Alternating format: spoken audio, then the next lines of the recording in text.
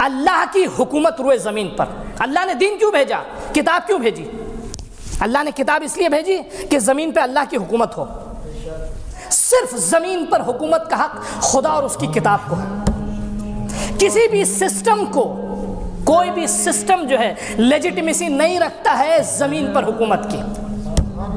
صرف لیجیٹمیٹ اور حق قانون کہ جس کو زمین پر حکومت کرنا چاہیے وہ قانون خدا و کتاب خدا ہے. سسٹم انبیاء کا اسی لیے بنایا اللہ نے. اللہ نے سسٹم اس لیے بنایا. کس لیے اللہ نے نبیوں کو بھیجا؟ کہ میری حکومت ہو. یعنی کیا مطلب میری حکومت ہو؟ میں کرسی پہ نہ بیٹھوں بلکہ میں جو چاہوں وہ ہو. انبیاء آئے اس لیے، انبیاء آئے قانون خدا کو زمین پہ نافذ کرنے کے لیے. انبیاء آئے حلال خدا حرام خدا کو زمین پر نافذ کرنے کے لیے. کیوں ایسا کیا خدا نے؟ کیونکہ خدا کائنات کی ہر چیز اور ہر ذرے کا خالق ہے.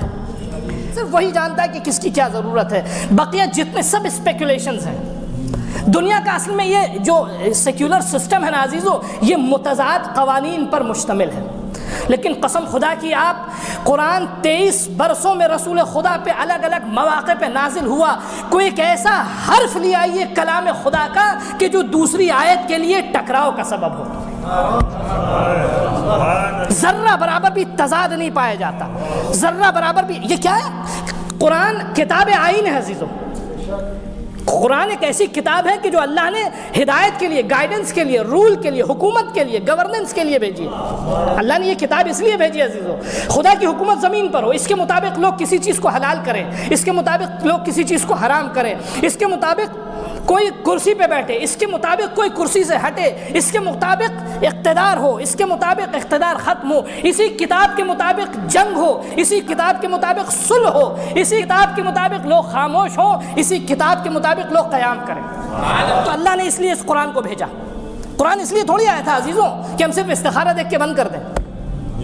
قرآن اس لیے تھوڑی آیا تھا عزیزوں کہ جب کوئی مر جائے تو اس کو ہم پڑھ کے بخشیں. قرآن اس لیے نہیں آیا تھا عزیزوں کہ شادی میں ہم تحفے کے طور پہ دیں. قرآن اس لیے نہیں آیا تھا عزیزوں کہ شادی میں دی جائے یہ کتاب اور سجی ہوئی ہمیشہ رہے. قرآن اس لیے نہیں آیا تھا عزیزوں کہ ہم اسے دیکھ کر اپنی گاڑیوں میں رکھیں تاکہ ہم ایکسیڈنٹ سے بچ جائیں. قرآن عزیزوں گائیڈنس کی کتاب ہے. قرآن ریفرنس بک ہے.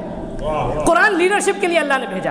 قرآن معاشرے میں حکومت کے لیے بھیجا. قرآن معاشرے میں خدا نے انسانیت کے نفاذ کے لیے بھیجا. قرآن کو اللہ نے بکروں کی طرح انسانوں کے گلے کو حلال کرنے کے لیے نہیں نازل کیا ہے. توجہ چاروں عزیزو، یہ جو لوگ قرآن کے نام پہ ہر حرام کو حلال کر رہے ہیں یہ قرآنی تعلیمات نہیں ہے عزیزو. اس کا اسلام سے کوئی تعلق ہی نہیں. اس کا اسلام سے کوئی تعلق نہیں. اچھا اب سوال، اللہ نے قرآن کو بھیجا.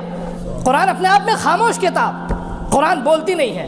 اللہ نے کہا کہ یہ کتاب ہم نے لیڈر کے لیے، لیڈرشپ کے لیے نہیں بھیجی بلکہ لیڈر کے لیے ریفرنس بک دی ہے میں نے. بہت سے لوگ کیا کہتے ہیں نہیں کتاب کافی ہے. نہیں، اگر کتاب کافی ہوتی تو خدا لٹکا دیتا مسجدوں میں.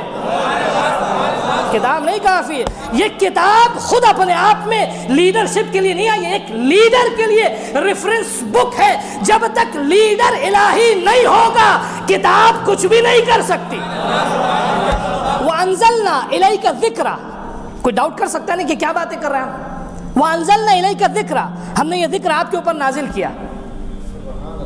لِتُبَيِّنَ لِلنَّاسِ مَا نُزِّلَ إِلَيْهِمْ، تاکہ آپ لوگوں کو بتائیے کہ کیا اللہ نے ان کے لیے نازل کیا ہے. یعنی کیا مطلب؟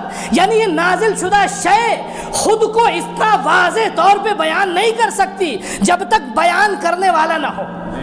یعنی کتاب لیڈرشپ کے لیے آئی ہے، کتاب معاشرے کو ترقی دینے کے لیے آئی ہے، یہ کتاب انسان کو باکمال بنانے کے لیے آئی ہے، یہ کتاب انسان کی دنیا اور آخرت کی سعادت لے کر آئی ہے. لیکن جب تک کتاب کے رموز کو آشکار کرنے والا نہ ہو کتاب کچھ نہیں کر سکتی.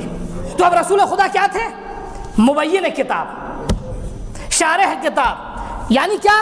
یعنی رسول خدا حاکم خدا کی طرف سے کتاب حکومت کرے گی، لیکن کتاب کی حکومت کا عملی چہرہ کون ہے؟ رسول خدا، اللہ کے نبی. اب سوال یہ عزیزوں کہ یہ کتاب کیا صرف 14 صدیوں پہلے کے لیے حکومت کے لیے نازل کی گئی تھی؟ یا نہیں تا قیام قیامت کوئی ہو کہ جو اس کتاب کے مطابق حکومت کرے؟ ہر چیز خدا نے نازل کی، دین خدا نے نازل کیا، کتاب خدا نے نازل کی، رسول کو خدا نے بھیجا، انسانوں کی ہدایت، انا علینا للہدی وانا لنا للآخرۃ والاولی، ہمارے لیے ہدایت کی ذمہ داری ہماری، آخرت بھی ہمارے ذمے، دنیا بھی ہمارے ذمے، جو کچھ بھی کرنا ہے یہ ساری ذمہ داری ہماری ہے۔ اب سوال یہ ہے، کسی اچھے پروفیسر نے، کسی ماہر پروفیسر نے ایک کتاب لکھی، کتاب بہت امپورٹنٹ کتاب تھی، اس کتاب کو وہ بہرحال اپنے اسٹوڈنٹس کو پڑھاتا تھا بھی۔ اسٹوڈنٹ طرح طرح کے تھے، کچھ بہت شارپ تھے، بہت ذکی تھے، بہت ذہین تھے، کچھ ذہانت میں کچھ کم تھے، کچھ لوگوں میں گراسپنگ پاور جو ہے اور قوت فہم زیادہ تھی، کچھ لوگوں میں قوت فہم کم تھی، کچھ ایسے تھے کہ جو من و عن استاد کا ہر جملہ اپنے ذہن میں نقش بنا لیتے تھے۔ لیکن اب یہ بتائیے کون سا شاگرد سب سے زیادہ ہوشیار ہے، کون سا شاگرد اس میں ہوشیاری کم ہے، کون سے شاگرد نے کتاب کو مکمل حاصل کیا، کون سے شاگرد نے کتاب کو مکمل حاصل نہیں کیا؟ اس کا علم کس کو ہے؟ استاد کو ہے۔ اب بتائیے اگر استاد اس دنیا سے جا رہا ہے تو اپنے بعد خود کسی کو مقرر کرے گا یا معاشرے کو یتیم چھوڑ کے چلا جائے گا؟ جس عقال بقال کے ہاتھ میں جو آئے وہ اٹھا لے، ایسا نہیں ہو سکتا۔ استاد خود معین کر کے جائے گا کہ کتاب میری نا، میں اس کے حقائق سے آشنا، اب میں جانتا ہوں کہ میرے بعد اس کتاب کو پڑھانے کی صلاحیت کس میں ہے۔ اے عزیزو، معمولی سے استاد کے بارے میں تو اتنا اچھا خیال ہے، یہ خالق کائنات کے بارے میں کیا خیال ہے تمہارا؟ کتاب اللہ نے بھیجی، پڑھانے والا بھی اللہ نے بھیجا، اب جب یہ پڑھانے والا جا رہا ہے تو دوسرا کون پڑھائے؟ تم معین کرو گے یا خدا معین کرے گا؟ اللہ کے سسٹم کو قبول نہ کرنے کا مطلب کیا ہے؟ غدیر کے پیرالل ایک دوسرا سسٹم بنانے کا مطلب کیا ہے آپ جانتے ہیں؟ خود کتاب خدا کی ہے، حکم خدا کا، حلال و حرام خدا کا، سب کچھ خدا کا، ہادی بھی اللہ کی طرف سے آئے، ٹھیک ہے نا؟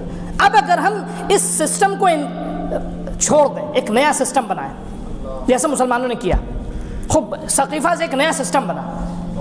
نیا سسٹم کا مطلب جانتے ہیں عزیزو؟ قرآن کی ایک آیت ہے، افرائیت من اتخذ الہہ ہواہ، اے نبی کیا آپ نے دیکھا اس شخص کو جس نے اپنی ہوا و ہوس کو اپنا خدا بنا لیا؟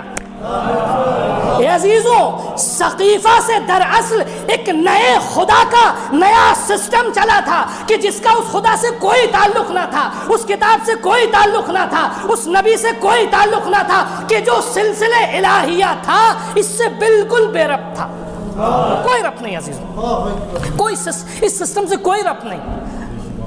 اب اکثر ہوتا ہے نا عزیزو، یہ سب کے لیے ایک میسج ہے، اس کو ذہن میں رکھیے گا۔ اکثر ہوتا کیا ہے، لوگ آ کے پوچھتے ہیں مولانا فلاں ہم سے سوال کرتے ہیں کہ آپ کی نماز ایسی، آپ کا روزہ ایسا، آپ روزہ ایسا کیوں رکھتے ہیں، آپ نماز ایسی کیوں پڑھتے ہیں؟ جتنے بھی سوال کریں، 1000 سوال کا انبار ہو آپ کے سامنے، ایک جواب دیجئے، ہم نے دین غدیر سے لیا ہے۔ ولایت اساس کائنات ہے عزیزو، اگر ولایت کو ہٹا دیجئے تو ساری کرسیاں عزیزوں وہ لکڑیوں کا ڈھیر ہوگا، سارے ممبر جو ہیں وہ لکڑیوں کے ڈھیر ہوں گے، نہ کسی ممبر کا احترام ہوگا، نہ کسی مسجد کا احترام ہوگا، نہ کسی نماز کا احترام ہوگا، نہ کوئی روزہ نجات کا سبب بن سکتا ہے۔ علی ولی کا مطلب کیا جانتے ہیں؟ علی ہمارے حاکم ہیں، علی ہم سے زیادہ اختیار رکھتے ہیں، علی ہماری روزی پہ اختیار، ہماری زندگی پہ اختیار، ہماری سانس پہ اختیار، ہمارے سونے پہ اختیار، جاگنے پہ اختیار، ملک، تمام چیزیں جو بھی ہمارے اختیار میں ہے، ہمارے تمام اختیاروں پر علی کا اختیار ہے۔ اس کا مطلب ہے اشہد ان علی ولی اللہ۔